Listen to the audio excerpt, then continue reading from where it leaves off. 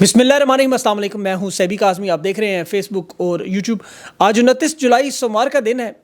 جلدی سے اہم خبریں پہلے آپ کے سامنے رکھ دوں۔ ایک تو عمران خان کا اڈیالہ جیل سے ایک اور بڑا پیغام آیا، کچھ بڑی اہم ملاقاتیں بھی ہیں، سپریم کورٹ کے ججز کا ایک بڑا اجلاس بھی ہے، اس میں بھی کچھ بڑے فیصلے ہیں اور 2 ججز کا اضافہ بھی ہوا۔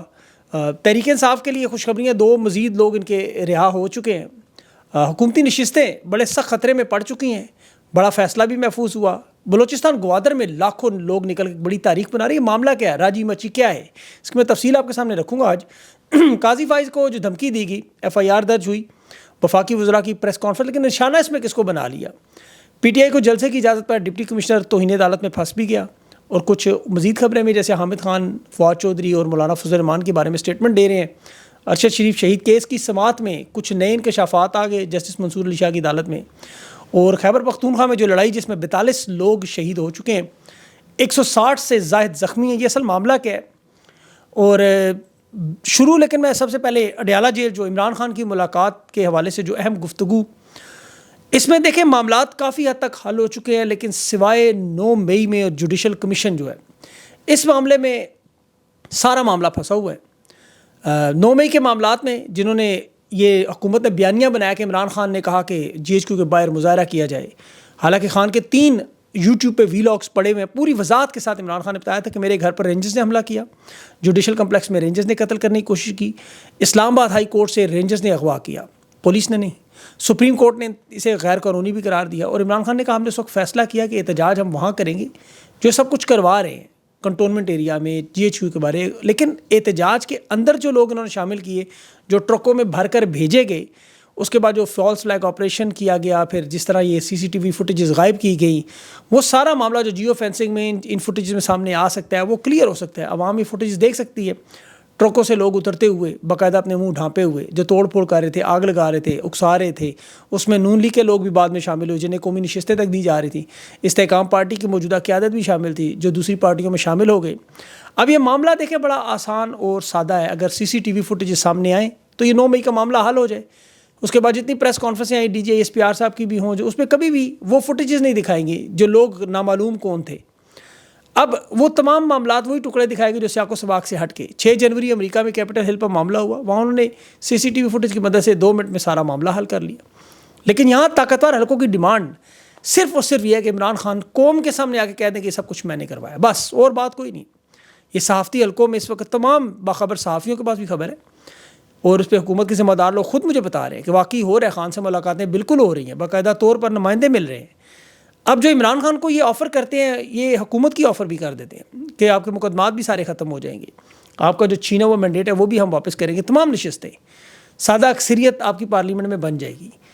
آپ کریں صرف یہ کہ 9 مئی کے واقعات کو تسلیم کریں، ذمہ داری لیں، اور ایک مرتبہ اپنی زبان سے کہہ دیں کہ یہ 9 مئی کے واقعات میں نے کروائے، میں اس پہ شرمندہ ہوں، بس 2 لائنیں کہہ دیں، سارا معاملہ حل ہو جائے گا۔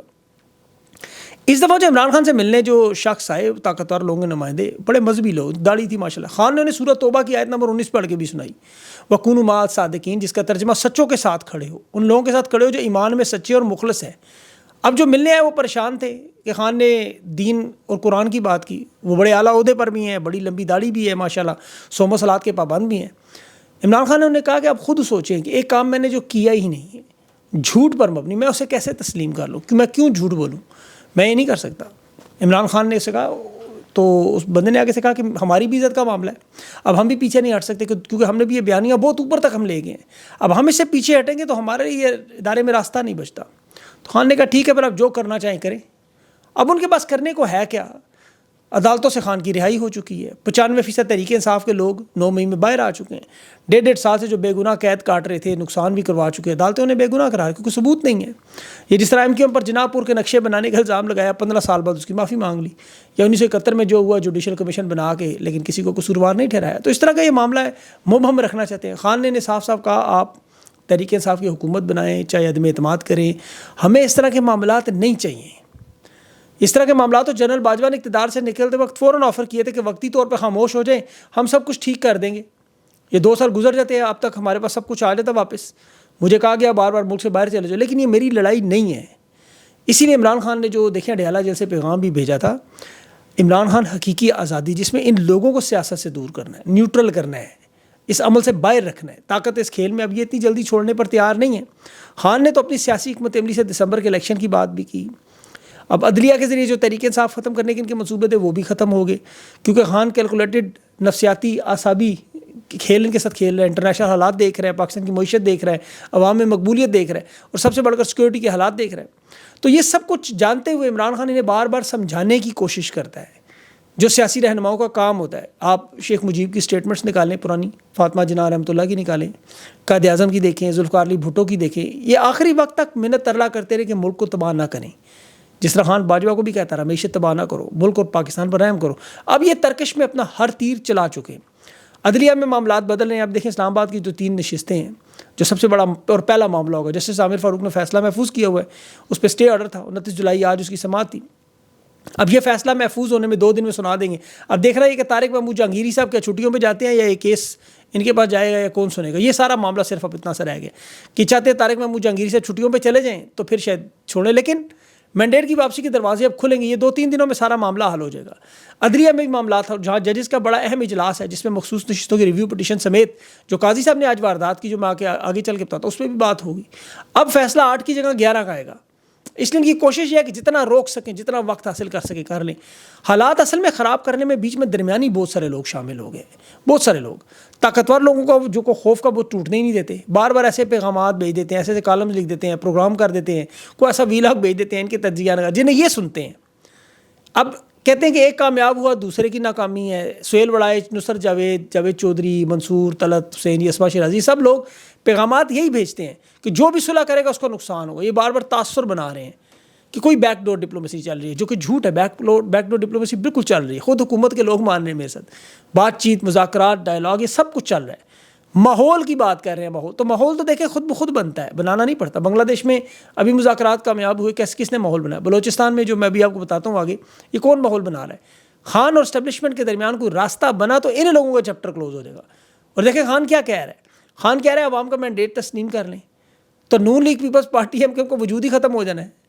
اسی لیے وہ بار بار 9 مئی کے بیانیے کے پیچھے چھپ جاتے ہیں, کیونکہ وہ اس کے بینیفیشری ہیں. انہیں اس سے فائدہ ہے کہ 9 مئی کو اگر آپ پاکستان کے اس نقشے سے 1 منٹ کے لیے مائنس بھی کریں اور کہیں 9 مئی نہیں ہوا تھا, تو کیا حالات آج بھی تھے کہ مذاکرات ہو سکتے, بات چیت ہو سکتی, الیکشن ہو سکتا. خان کو تو 17 دفعہ گرفتار کرنے کی کوشش تھی, 200 سے زائد مقدمات بن چکے تھے. روزانہ کی بنیاد پہ خان اپنی پیشیاں بھگتتا رہا, عدالتوں میں جاتا رہا, صبح سے شام تک 16 گھنٹے عدالتوں میں. 104 بخار کی حالت میں بھی عمران خان عدالت میں گئے. جوڈیشل کمیشن میں جانی حملے ہوئے, گاڑیاں تباہ کیں, وزیر آباد کا عطلانہ حملہ ہوا, ہیلی کاپٹر خراب کرنے کی کوشش کرتے رہے. ساری کوششوں کے باوجود عمران خان نے کبھی ایک کیس بھی نہیں چھوڑا, ایک جگہ بھی غیر جمہوری کام نہیں کیا. 25 مئی کا لانگ مارچ ملتوی کیا. اب چونکہ نظر آ رہا ہے کہ اگست میں ایک ریٹائرمنٹ ہے, نومبر میں دوسری ریٹائرمنٹ ہے, پھر اس کے بعد دنیا کے حالات بدلنے والے. اب نئے الیکشن کا بھی خان نے جو کہا, وہ پی ٹی آئی کے کچھ لوگ جو اندرونی رابطے کر رہے تھے وہ بھی اب ڈر گئے ہیں. وہ بھی ملاقاتیں انہوں نے بند کر دی کہ اگر پارٹی بدلی تو مستقبل تباہ ہو جائے گا. خان کی یہ بھی سیاسی چال تھی. اب چیف جسٹس منصور علی شاہ آ کے 2024 کے 8 فروری کے الیکشن کو کالعدم کر دیتا ہے. تحریک انصاف دوبارہ الیکشن میں تو پھر جیت جائیں گے, 2/3 سے زیادہ لے جائیں گے. تو اس لیے پارٹی ختم کرنے کی, خان کو ختم کرنے کی کوشش تو ناکام ہو گئی. جتنے تیر چلانے تھے چلا لیا, اب تو ترکش میں کوئی تیر رہا ہی نہیں. اسی لیے جن لوگوں کو لگتا ہے کہ ملٹری ٹرائل کی کوشش کر رہے ہیں, یہ بڑی سخت ناکامی ہوگی, کیونکہ اس میں پھر سیدھا مشرقی پاکستان کی طرف ہی معاملہ جائے گا, اور پھر اس طرف کوئی اور حل رہتا نہیں. تحریک انصاف تو قانون اور آئین کے دائرے میں رہ کے سارے معاملات حل کرے. دیکھیں 1 سال میں پرامن احتجاج یا جلسے کی 12 درخواستیں انہوں نے دی جو کہ مسترد کی گئی. اور یہی آپ دیکھ لیں, جماعت اسلامی کا دھرنا بھی ہو رہا ہے, لبیک کا بھی ہو رہا, آصف زرداری کی سالگرہ تک منائی جا رہی. لیکن پاکستان کی سب سے بڑی جماعت کو پرامن احتجاج جمہوریت کے عمل سے یہ باہر رکھنا چاہتے ہیں. ضیاء الحق نے پیپلز پارٹی کو 11 سال رکھا تھا باہر. ہوا کیا؟ کلین سویپ کر گئے. تو طاقت سے تو دیکھیں ان سے ایک نوجوان لڑکی ڈاکٹر مہرنگ بلوچ قابو نہیں آ رہی. بلوچستان گوادر میں جو بلوچ قومی اجتماعی طور پر کٹھے ہیں, راجی مچی جس کا بہت سنتے ہیں, بلوچستان کے وسائل کی لوٹ مار پر, یا بلوچ نوجوانوں کو قومی دھارے سے نکال کے, تعلیم سے دور کر کے, نوکریوں سے, روزگار سے. آپ اس کا اندازہ کریں, میں فگرز دیکھ رہا تھا کہ بلوچستان میں اساتذہ, بیوروکریسی اور انتظامیہ میں پنجاب اور سندھ کے لوگ ہیں, لیکن بلوچ نظر نہیں آتے. کسی اہم عہدے پر ان کا کوئی افسر نظر نہیں آتا. کیا وہاں پڑھے لکھے لوگ نہیں ہیں؟ اب جب اسی لیے پھر یہ بلوچ لوگ راجی ماچی کی طرف جاتے ہیں. حکومت جانتی ہے اور اسے ناکام کرنے کے لیے انہوں نے بڑی کوشش کی. مستونگ سے, آران سے عورتوں کو اغوا کیا, چندہ اکٹھا کرنے پہ پابندی لگائی, ان کی کوریج روک دی گئی, تاجروں کو, لوگوں کو باقاعدہ کاروبار کو بند کرنے پر دھمکیاں دیتے رہے. راستوں کی ناکہ بندیاں کرتے رہے, سڑکیں بند کرتے رہے, ٹائروں پہ گولیاں مارتے رہے, سیاسی رہنماؤں کو اٹھاتے رہے. سب کچھ کرنے کے باوجود جس تعداد میں بلوچ اپنے حقوق کے لیے نکلے وہ ویڈیو دیکھیں. عام طور پر حکومت عوام کی اتنی بڑی اکثریت دیکھ کے مطالبات تسلیم کرنے پہ تیار ہو جاتی ہے. ابھی اس کی آپ دیکھ لیں بنگلہ دیش کی جو خبر بہت بڑی, وہاں احتجاج ختم ہوا کیونکہ تمام مانگیں ان طالب علموں کی پوری ہوگی. سپریم کورٹ سے فیصلہ آیا, حکومت نے تسلیم کر لیا, انٹرنیٹ بحال کر دیا, جو بندش لگی تھی روک کے عوام کے سارے مطالبات انہوں نے تسلیم کر لی. اور یہ احتجاج ہوتے ہی اسی لیے ہیں, پرامن انداز میں اپنا موقف حکومت تک پہنچائیں. لیکن جب طاقت استعمال کریں, اب بنگلہ دیش میں 150 لوگوں کی شہادتیں ہوئیں, سوال یہ پیدا ہوتا ہے کہ اتنی بڑی تعداد میں عوام جو بلوچستان میں نکل بھی رہی ہے, اب پھر معاملات حل کیوں نہیں ہو رہے؟ اس کی آسان بات آپ کو بتاؤں, کیونکہ یہ بلوچستان میں ہو رہا ہے. یہی عوام اگر آپ کو پنجاب میں نظر آتی, سارا نظام بدل جاتا ہے. کے پی بلوچستان میں جتنی مرضی عوامی اکثریتی شو کریں, سندھ میں کر لے, اس کا وفاق پہ اثر نہیں پڑتا. اس کی وجہ یہاں موجود حکمرانوں کا ایک ذہن بن چکا ہے کہ پاکستان صرف پنجاب کا نام ہے. انہوں نے صوبائیت کی جو آٹا بند کرنا, چینی بند کرنا, مرغیاں بارڈر کے باہر نہیں جانے دینا, وسائل سارے ان کے لے لینا, مسائل سارے ادھر بھیج دینا. اور یہی معاملہ انہوں نے بنگلہ دیش کے ساتھ بھی کیا تھا, مشرقی پاکستان میں اس وقت آپ کو پتہ ہے. لیکن اب چونکہ وفاق کی علامت 62% کو پنجاب کو اگر پاکستان بنائے, باقی صوبوں کو پاکستان ہی نہ سمجھے. کے پی ابھی کرم میں دیکھ لیں جو ہو رہا ہے, جو تنازع حکومت چاہے تو حل کر سکتی ہے. 100 کنال زمین کا تنازع ہے, 2 قبائل ہیں, گلاب ملی کھیل اور مدگی کا کھیل. یہ زمین کا ٹکڑا ہے, پہلے بھی مسلط صادم ہو چکے ہیں, بڑے بڑے جرگے ہو چکے ہیں. ابھی بھی دیکھیں آخری جرگے میں فیصلہ ہوا کہ یہ گلاب ملی کھیل قبیلے کا ہے, یہ 100 کنال. جرگے نے فیصلہ کیا کہ تیسرے فریق کو دے دیں, 1 سال دونوں استعمال نہ کرے, 1 سال کے بعد ان کو دے دیں غلام. اب لیکن اس معاملے کو انہوں نے جو نوشہرہ نہیں بشہرہ جگہ ہے, اب اسے انہوں نے فرقہ وارانہ فسادات میں بدل دیا. اور افغانستان سے مدگئی کی مدد آ گئی وہاں سے, اور دونوں طرف سے اب بھاری اسلحہ بھی موجود ہے, علاقہ بھی احساس ہے, اور زمین کے تنازع کو فرقہ واریت جنگ بنا دی. بجائے حکومت یہاں فریقین کے درمیان صلح کرائے, اس تنازع کا حل بنے, حکومت ایک پارٹی کے ساتھ جا کے کھڑی بھی ہو گئی, دوسرے مسئلہ کے ساتھ دشمنی شروع کر دی. اب وہاں پہ چونکہ قبائل ہیں اور وہ علاقوں میں ہے, فرقہ واریت کی بنیاد پر تقسیم ہو جاتی ہے, پھر علاقوں کے علاوہ سے, تو حکومت کے اندر جو ملک کو جوڑنے کی صلاحیت ہے وہ موجود نہیں ہے. چاہے وہ آزاد کشمیر ہو, بلوچستان ہو, خیبر پختونخوا ہو, کرم ایجنسی ہو, پارا چنار ہو, کئی جگہ ہو, یہ جوڑ نہیں سکتی. یہ صلاحیت صرف عمران خان کے اندر موجود ہے, اس کی وجہ عوام میں مقبولیت ہے. اب حکومت کو پنجاب کی چند گلیوں پر پورے پاکستان کہہ دینا, جہاں مقبولیت تو ہے ہی نہیں, کہ کوئی تسلیم کرتے ہی نہیں, طاقت کے زور پر لوگ مانتے نہیں. پنجاب میں اب دبا لیتے, لیکن باقی صوبوں کے لوگ تو نہیں مانتے, پھر معاملہ آگے بڑھ جاتا ہے. اب یہ جب تک قومی سطح کے رہنما یہ فیصلے نہ کرے, جو میں ابھی بات کرتا ہوں, بلوچستان ہو, پارا چنار ہو, وزیرستان, یہ معاملات حل نہیں ہو سکتے. خان کے دور میں 3.5 سال امن رہا, کوئی اس طرح کے فسادات کیوں نظر نہیں آئے؟ کیونکہ خان امن سے بات کرتا تھا, طاقت سے نہیں. ریاست کو اسی لیے ماں کہا جاتا ہے, لیکن یہ جب سوتیلی ماں بن جائے, ڈائن بن جائے, اپنے ہی بچے کھانے شروع کر دے, تو پھر چاہے وہ بنگلہ دیش کی شیخ حسینہ ہو یا پاکستان کی موجودہ حکومت ہو, تو حالات وہی ہیں. وہ باچا خان کے یا ولی خان کے الفاظ مجھے یاد آتے ہیں کہ وہ پاکستان میں تبدیلی تب آئے گی جب پنجاب میں پرامن انقلاب آئے گا. ویسے تو 8 فروری 2024 کو پنجاب میں پرامن انقلاب آ چکا ہے, جو تاریخ میں صدی میں اسٹیبلشمنٹ کے خلاف پہلی دفعہ ووٹ بیلٹ کے ذریعے انقلاب ہے. اب یہ سے مانتے نہیں, تو پھر خدا نخواستہ حالات جو ہیں وہ جس طرف جا رہے ہیں وہ آپ دیکھ رہے ہیں. اب چاہے وہ کرم میں 42 لوگ ابھی شہادتیں ہوئی ہوں, ایک پتہ نہیں 35 ایک فرقے کے, 7 دوسرے فرقے کے, دونوں پاکستان کا نقصان. اور وفاق بجائے وہاں اکٹھا کر کے امن کروائے, زمین کا معاملہ اسے مسلکی معاملہ بنا دیا نا.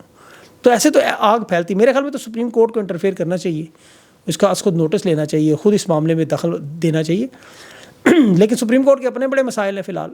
ابھی تو ارشد شریف کیس دیکھ لیں آپ کے سامنے جو ہوا, منصور علی شاہ کی عدالت میں قاضی فائز نے چپ کر کے ڈال دیا, 3 رکنی بینچ بھی بنا دیا, اور خود چیف جسٹس منصور علی شاہ آنے والے جو, اس کو پتہ ہی نہیں تھا کہ میری عدالت میں فیصلہ ہے.